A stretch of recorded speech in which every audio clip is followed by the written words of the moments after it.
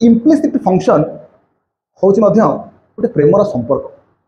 अच्छा जमीती आपको अनुभव करी हुए किंतु कही हुए ना, बुझी हुए किंतु बुझे हुए ना। जदि एक्स और वाई दुईटी कौन प्रेम चढ़ेर डेणा हमें से माने अलग हो पारे ना, सेमिति इम्प्लिसिट फंक्शन माने y is equal to F of x format रे आमे एमान को लिखि परिबा नाही। ताले को फॉर्मेट रे लिखिबा f of x y is equal to 0 format रे लिखिबा।